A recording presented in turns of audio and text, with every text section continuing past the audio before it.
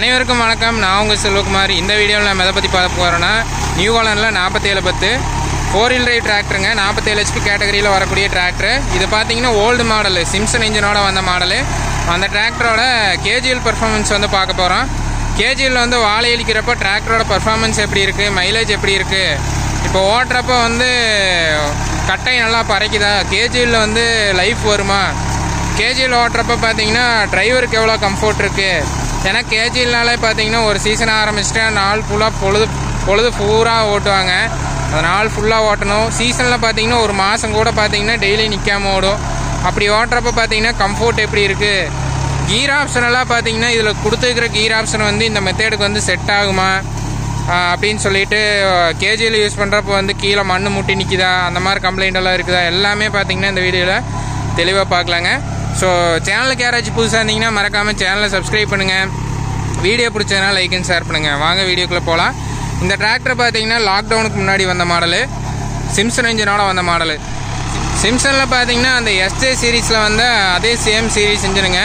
இந்த model engine பார்த்தீங்கன்னா இந்த எந்தெந்த பிராண்டில் வந்துச்சுன்னா, சொனாலிக்காவில் லோ ஹெச்பி கேட்டகரியிலையும் நியூ ஹாலண்டில் லோ ஹெச்பி கேட்டகரியில் வந்துச்சு. எம்எஃப்பில் வந்து மேக்ஸிமம் எல்லாமே சிம்சன் இன்ஜின் தான். எம்எஃப்லையும் பார்த்தீங்கன்னா 50 HP கேட்டகரியில் இந்த இன்ஜின் வந்து கொடுத்தாங்க. இன்ஜினை பொறுத்த வரைக்கும் நல்லா இருக்குங்க. மைலேஜ் வந்து நல்லாயிருக்கும். நார்மல் யூஸ்க்கெல்லாம் நல்லாயிருக்கும். இந்த மாதிரி ஹெவி யூஸ்க்கெல்லாம் எப்படி இருக்குது, மைலேஜ் எப்படி இருக்குது அப்படின்னு சொல்லிட்டு இந்த வீடியோவில் பார்க்க போகிறோம். நார்மலாக நீங்கள் யூஸ் பண்ணுற எல்லா யூசேஜுக்கும் சிம்சன் சீரீஸ் இன்ஜின் வந்து நல்லா இருக்குங்க. மைலேஜ் நல்லாயிருக்கும். இப்போ பார்த்தீங்கன்னா லேட்டஸ்ட்டாக வர நியூ ஹாலண்டில் எல்லாத்துலேயுமே பார்த்தீங்கன்னா இவோக்கோ இன்ஜின் போட்டு கொடுக்குறாங்க. நியூ ஹாலண்டோட இவோக்கோ இன்ஜின் ஃபியட் இன்ஜினுங்க. ஃபியட் இன்ஜின் பார்த்தீங்கன்னா நல்லாயிருக்கும், லைஃப் வந்து நல்லாயிருக்கும். அதே மாதிரி பார்த்தீங்கன்னா பவரும் நல்லாயிருக்கும் ஃபியட் இன்ஜினை பொறுத்த வரைக்கும். இப்போ லேட்டஸ்ட்டாக நீங்கள் பார்க்கணுன்னா அந்த ஃபியட் இன்ஜினோட தான் பார்க்கணும். ஃபியட் இன்ஜினோட பர்ஃபார்மன்ஸ் பார்த்தீங்கன்னா இன்னுமே பர்ஃபார்மன்ஸ் வந்து சூப்பராக இருக்கும்.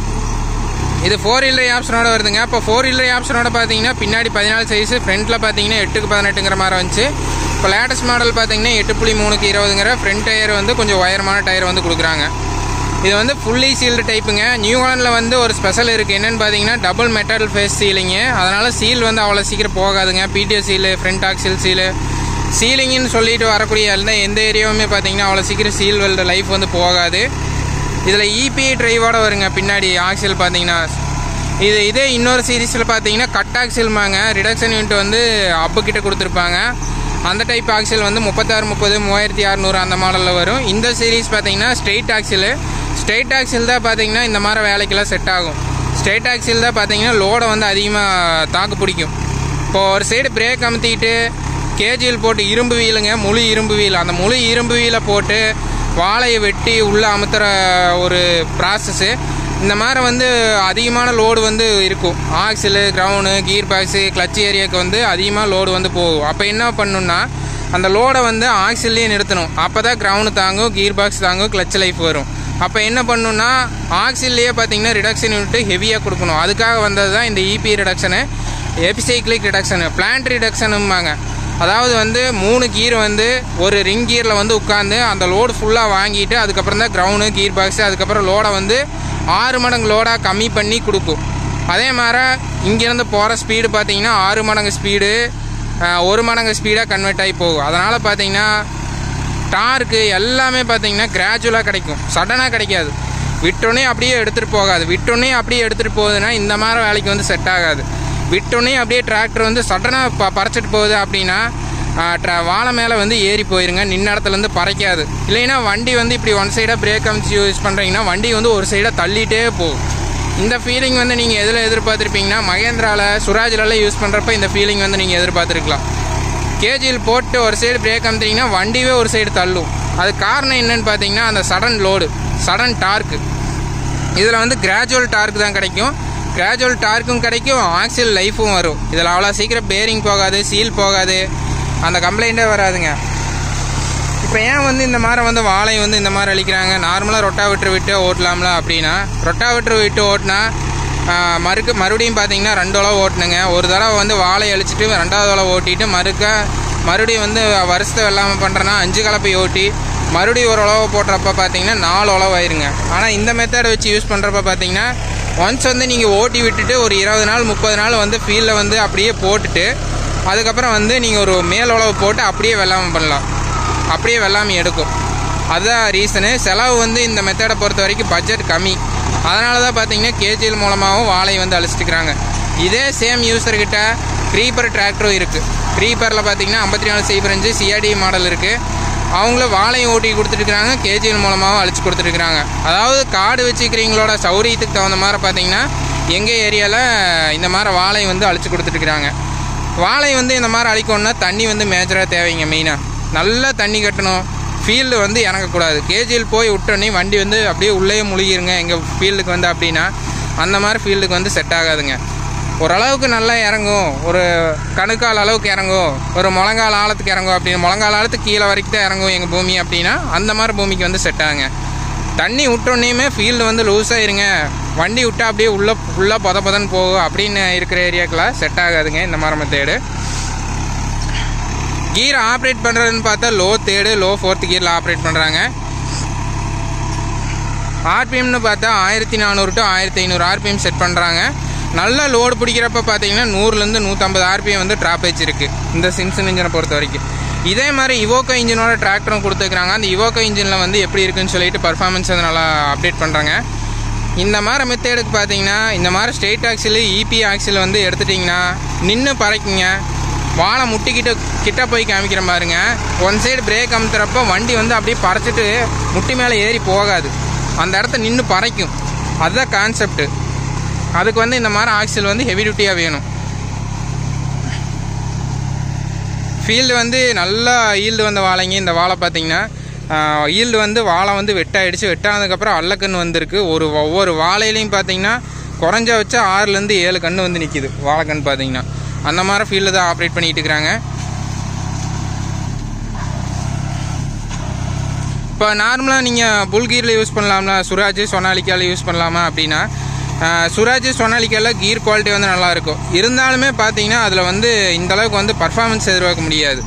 என்ன ரீசன்னா அந்த ஆக்சில் கான்செப்ட் அந்த மாதிரி. இது வந்து நின்று லோடு வந்து போகுது. அப்போ ஒன் சைடு பிரேக் அமுத்துறப்போ அந்த இடத்த பறைச்சி அந்த முட்டியை வந்து பறைக்கிறதுக்கு பார்க்கும். இதே புல்கீராக இருந்துச்சுன்னா சடனாக பிடுங்கிட்டு வர்றதுக்கு பார்க்கும். தாவி ஓடுற அப்படியே கட்ட மேலே ஏறிட்டு போகிறதுக்கு பார்க்கும். இந்த மாதிரி வந்து காமிக்கிறேன் பாருங்க.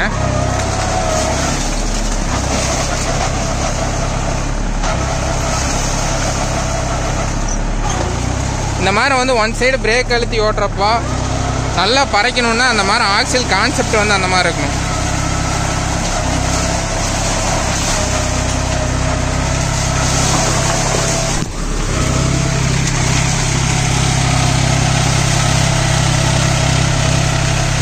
பார்த்தீங்களா, இந்த அளவுக்கு வந்து பறைக்கணுங்க. ஃபீல்டில் வந்து வாழை முட்டியோடு போயிட்டா போகிறோம். வாழை முட்டியே பார்த்தீங்கன்னா ஆக்சிலுக்கு லோடு தான். அந்த கட்டையை வந்து ஒரு துண்டாக வெட்டுறக்கு. இதோட கல்ற பூமியாக இருந்துட்டா இன்னுமே பார்த்தீங்கன்னா ஆக்சிலுக்கு லோடு அதிகமாக விழுது. அப்போ என்ன ஆகணும்னா இந்த மாதிரி ஆக்சில் வந்து ஹெவி டியூட்டியாக தேவைப்படுதுங்க.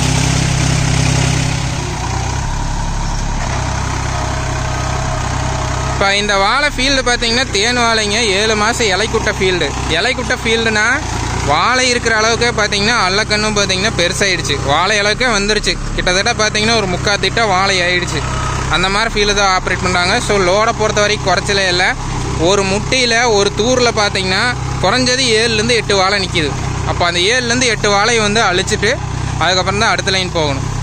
அதுதான் கான்செப்ட்டு. இதை வந்து எப்படி மெத்தேடெலாம் ஆப்ரேட் பண்ணால் இந்த மாதிரி ஹெவியான ஃபீல்டில் ஆப்ரேட் பண்ணுறான்னு சொல்கிறேன். அதுக்கு முன்னாடி பார்த்தீங்கன்னா இதனால் ஓட்டுறதுனால என்னென்ன பெனிஃபிட் இருக்குதுன்னு சொல்கிறேன். ஃபீல்டு வந்து இப்படி ஓட்டுறப்ப பார்த்தீங்கன்னா டெப்த்து வந்து எந்த அளவுக்கு போகுதுன்னா,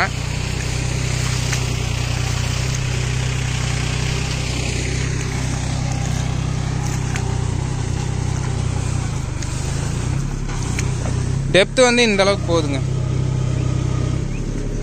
அதாவது குறைஞ்சதுலேருந்து 3/4லேருந்து 1 அடி வரைக்கும் பறைக்குது மண்ணை கீழே. இந்த அளவுக்கு டெப்த்து போயிடும். அப்புறம் காடு வந்து அதிகமாக எங்கள் ஏரியாவில் கல் இருக்குதுங்க. எங்கள் ஃபீல்டில் வந்து இங்கே நிலத்தில் வந்து கல் அதிகமாக இருக்குது. கல்ற பூமியாக இருக்குது.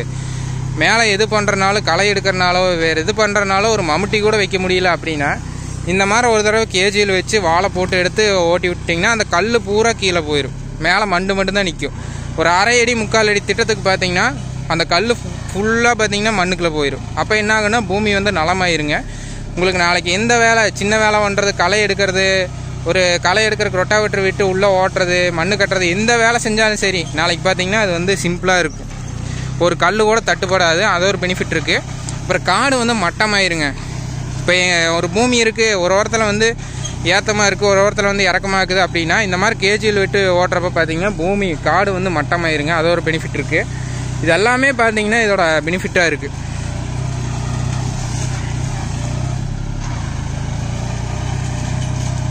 அப்புறம் வாழை வந்து இந்த மாதிரி ரொம்ப ஹெவியாக இருக்குது. ஒவ்வொரு லைன்லேயும் பார்த்தீங்கன்னா ஒவ்வொரு தூர்லேயும் பார்த்தீங்கன்னா 8 வாழை 7 வாழை நிற்கிது அப்படின்னா அதுக்கு முதல்ல என்ன பண்ணோன்னா, ஒரு லைன் இருக்குதுன்னா இப்படி ஒரு லைன் இருக்குதுன்னா இந்த லைனில் முதல்ல ஓரத்தில் ஓட்டணும், அப்படியே ஓரத்தில் ஓட்டிகிட்டு போகணும், சைடில் அப்படியே இறக்கி விட்டே போகணும். அப்புறம் கொஞ்சம் உள்ள தள்ளி மறுபடியும் சைடில் அப்படியே இறக்கிட்டே வரணும். அப்படியே கொஞ்சம் கொஞ்சமாக பிடிச்சிங்கன்னா அந்த லைனை வந்து ஈஸியாக அழிச்சிடலாம். ஒரே முட்டை வந்து ஒரு லைனை வந்து முழுசாக அழிச்சிட்டு வரணும்னா அது வந்து முடியாது, அது கொஞ்சம் ரிஸ்க்காக இருக்கும். அதுக்கு என்ன பண்ணணுன்னா, முதல்ல ஓரத்தில் ஓட்டிகிட்டு போயிட்டு அதுக்கப்புறம் கொஞ்சம் உள்ள தள்ளி பிடிச்சி ஓட்டிகிட்டு வந்து மறுக்கா அப்படியே போய் வந்தீங்கன்னா ஈஸியாக வந்து ஃபீல்டு வந்து கவர் ஆயிரும். இதுதான் மெத்தடாலஜி. இதே சேம் மெத்தடே சேம் அப்ரோச்சை பார்த்தீங்கன்னா எல்லா வாழைக்கும் நீங்கள் ஃபாலோ பண்ணலாம். இல்லை ஒரே ஒரு வாழை மட்டும்தான் நிற்கிது, அல்லக்கன்று வந்து கம்மியாக தான் இருக்குது அப்படின்னா நீங்கள் ஒவ்வொரு வாழையும் அழிச்சிட்டே வரலாம். அந்த மாதிரி ஃபீல்டு வந்து ஈஸியாக இருக்கும்.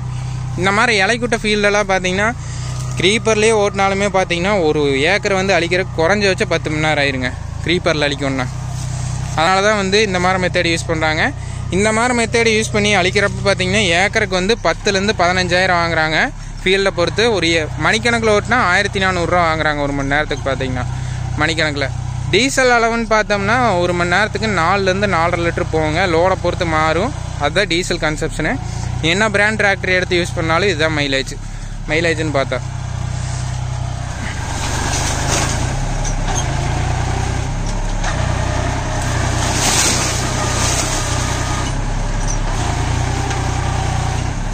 மெயினாக தண்ணி வந்து முக்கியங்க. சேருன்னு ஓட்டினாலும் இது ரொட்டாவேட்டரில் சேர் ஓட்டினாலும் சரி, நிலங்காட்டு சேர் ஓட்டினாலும் சரி, எதுக்கு சேர் ஓட்டினாலும் சரி தண்ணி வந்து ரொம்ப மெயினாக முக்கியம்.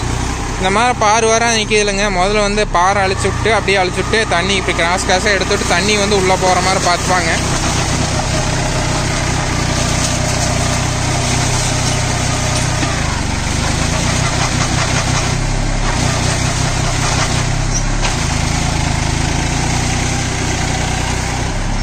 அப்புறம் இன்னொன்று என்னென்னா பார்த்தீங்கன்னா, நீங்கள் எவ்வளோதான் ஹெவியான ரொட்டாவேட்டர் பெரிய ரொட்டாவேட்டரை போட்டு ஓட்டினாலும் நல்லா வெயிட் இருக்கிற ரோட்டரி பார்த்தீங்கன்னா அடி முட்டியை வெட்டும். அதுவுமே ஒரு சில இடத்துல பார்த்தீங்கன்னா வாழை இது ரோல் ஆகிடுச்சுன்னா ஒரு துளி ஜம்ப் ஆகி போயிடுச்சுன்னு வச்சுக்கோங்க, அந்த முட்டி வந்து வெட்டாமல் முட்டுரும்.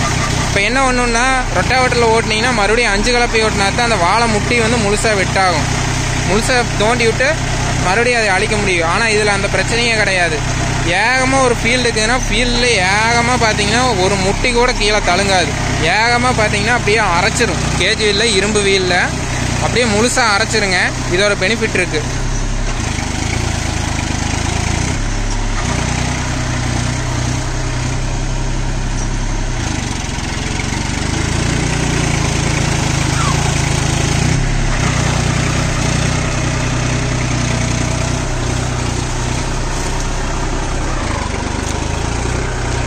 நியூ ஹாலண்டை பொறுத்த வரைக்கும் பிரச்சனையெல்லாம் எதுவும் இல்லைங்க. லைஃப் எல்லாமே நல்லா வரும்.